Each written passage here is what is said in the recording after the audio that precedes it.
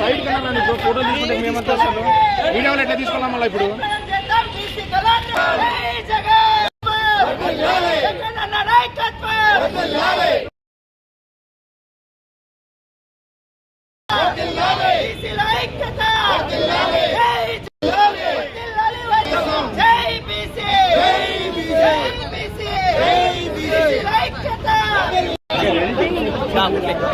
అధికారంలో ఉన్నప్పుడు కేవలం రిజర్వేషన్లకు మాత్రమే పరిమితం కాకుండా వెనుకబడిన కులాలందరినీ కూడా ఐకమత్యంగా వెనుకబడిన కులాలంటే బ్యాక్వర్డ్ క్యాస్ట్ కాదు బ్యాక్ బోన్ క్యాస్ట్లు అని చెప్పేసి ఆ రోజు జగన్మోహన్ రెడ్డి గారు బహిరంగంగా చెప్పేదే కాకుండా ఆచరణలో కూడా పెట్టేసి అనేకంగా కూడా మంత్రివర్గ కూర్పు దగ్గర నుంచి వారికి సామాజికంగా అభివృద్ధి చేసే దాంట్లో కానీ అన్ని రకాల కూడా తోడ్పడారు.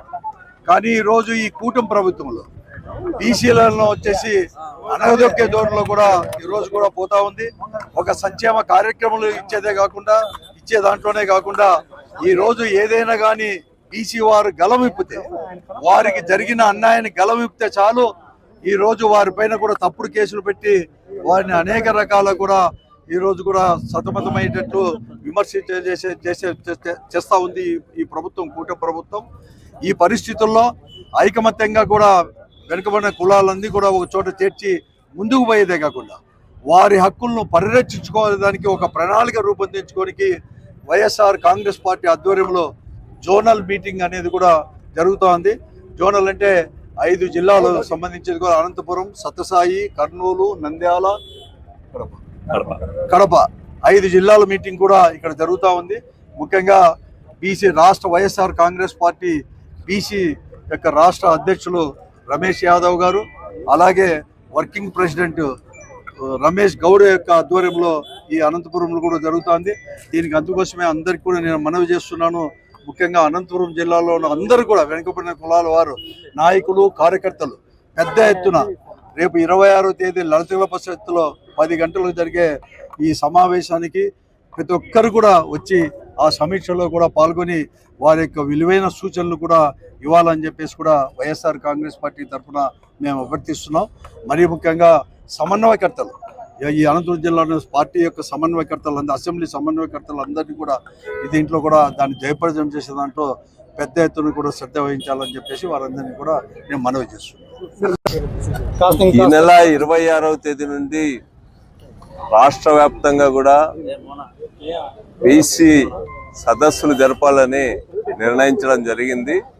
ఈ సదస్సుల్లోనే ఒక పోరాట కార్యక్రమాన్ని కూడా భవిష్యత్తులో చేయడానికి రూపొందించుకోవడం అనేటువంటి దాంతో ముందుకు పోతా ఉన్నారు. ముఖ్యంగా జగన్మోహన్ రెడ్డి గారు తాను అధికారంలో ఉన్నప్పుడు బ్యాక్వర్డ్ క్లాసెస్కి రిజర్వేషన్ల కాకుండానే ఇంకా అధికంగా జిల్లా పరిషత్ చైర్మన్లుగా, మున్సిపల్ కార్పొరేషన్ చైర్మన్లుగా అన్ని హోదాల్లో కూడా నియమించడం జరిగింది. జగన్ గారు ఉన్నప్పుడు నిజంగా బీసీలో 100ల మంది నాయకులు తయారైనారు.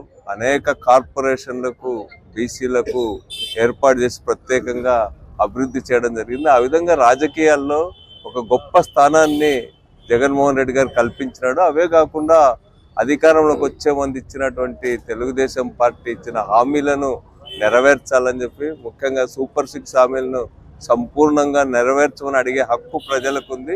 ఈ విషయంలో బీసీ సెల్ తరపున తీసుకుంటున్నటువంటి కార్యక్రమానికి వైఎస్ఆర్ కాంగ్రెస్ పార్టీ సంపూర్ణమైన మద్దతునిస్తా ఉందని చెప్పి తెలియజేస్తాం. బలగం బీసీ వర్గమే. వైఎస్ఆర్ కాంగ్రెస్ పార్టీ జోన్ 5 సంబంధించి కడప, అనంతపురం, సత్యసాయి జిల్లా, దాంతోపాటు నంద్యాల, కర్నూలు ఈ 5 జిల్లాలకు సంబంధించి జోన్ 5 సంబంధించిన బీసీ గలం అనే పేరు మీద అనంతపూర్ జిల్లాలో వెంకటరామరెడ్డి అన్న గారి అధ్యక్షత, జోనల్ ప్రెసిడెంట్ రమేష్ గౌడ్ గారి ఆధ్వర్యంలో ఈ నెల 26వ తారీఖు బీసీ గలం అనే పేరు మీద పెద్ద ఎత్తున బీసీలందరము ఏకమై గడిచిన 2 సంవత్సరాలలో బీసీలకు ఎంత వెన్నుపోటు పొడిచినారు, ఎలక్షన్ సమయంలో బీసీలకు లేనిపోని హామీలు చెప్పి ఎన్నో పథకాలు బీసీలకు ఇస్తామని చెప్పి వెన్నుపోటు పొడిచిన ప్రభుత్వాన్ని నిలదీస్తూ, అదేవిధంగా మా నాయకుడు మా జగన్మోహన్ రెడ్డి గారు 2019 నుంచి 2024 వరకు బీసీ అంటే బ్యాక్వర్డ్ క్యాస్ట్ కాదు, ఒక బ్యాక్ బోన్ క్లాస్ అని చెప్పి బీసీలకు పెద్దపీట ఎంత వేసినారు. కేవలం ఈ ప్రభుత్వంని బీసీలను ఒక ఓటు బ్యాంక్గా వాడుకుని తప్పితే ఈ రోజు వరకు కూడా చెప్పిన సంక్షేమ పథకాలు కావచ్చు, లేకపోతే సూపర్ 6, సూపర్ 7 పథకాలు కావచ్చు, ఏవి ఇంప్లిమెంటేషన్ చేయడం లేదు. అదేవిధంగా అనంతపురం వేదికగా సూపర్ 6 సూపర్ హిట్ అని ఓ పెద్ద బహిరంగ సభ ఏర్పాటు చేసి చెప్పనివి హామీలన్నీ మేము పూర్తి చేసినాం. దాంట్లో ముఖ్యంగా బీసీలకు పెద్దపీట వేసినాం. చెప్పిన హామీలన్నీ మేము బీసీలకు ఇచ్చినామని చెప్పి అబద్ధాల సభగా అనంతపురం వేదికగా చెప్పడం జరిగింది. ఇదే అనంతపురం వేదికగా ఈరోజు బీసీ గలం పేరుతో మీరు చెప్పిన హామీలు ఏంటి, దాంట్లో ఏం నెరవేర్చలేదు, అసలు నెరవేర్చిన 1-2 హామీలు కూడా బీసీలకు ఎన్ని తూట్లు పొడిచారనే ఉద్దేశంతో ఈరోజు బీసీలందరము ఏకమై 26వ తారీఖు అనంతపురం వేదికగా ఈ సదస్సు జరగడం జరుగుతుంది. కావున ఈ 5 జిల్లాల్లో కాకుండా వైఎస్ఆర్ కాంగ్రెస్ పార్టీ సంబంధించిన బీసీ నాయకులు, కార్యకర్తలు, అదేవిధంగా బీసీలందరూ చేయిలో చేయి వేసి ఈ సదస్సును, ఈ సభను విజయవంతం చేయవలసిందిగా ప్రతి ఒక్కరిని పేరు పేరున విజ్ఞప్తి చేయడం జరుగుతుంది. అందరికీ నమస్కారం.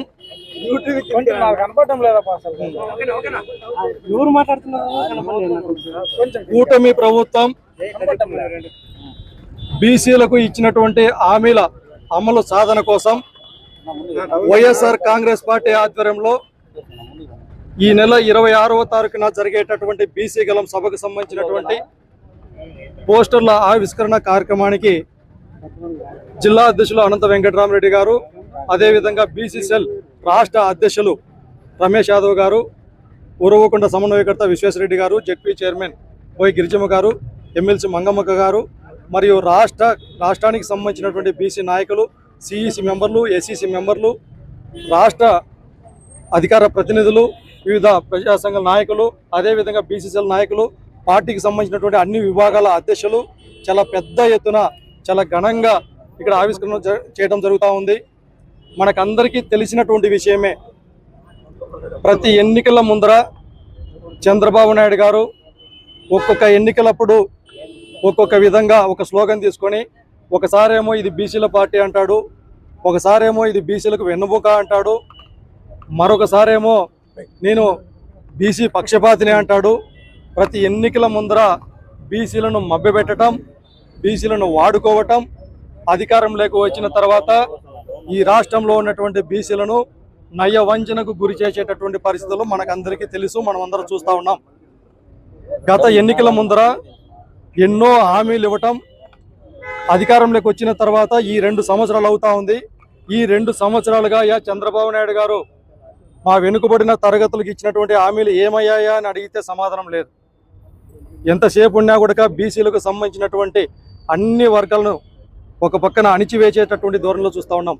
ఎన్నికల ముందరేమో బీసీలకు రచన చట్టం అన్నాడు, ఎన్నికలు జరిగిన తర్వాత రచన చట్టం దేవుడెరుగు, బీసీలపైనే ఒక యుద్ధం చేసినటువంటి వాతావరణంలో భాగంగా ఇవాళ అరెస్టులు లేకపోతే దాడులు చేసి బీసీలను రాజకీయాలకు దూరం చేసేటటువంటి పరిస్థితులు ఈ రాష్ట్రంలో చూస్తూ ఉన్నాం.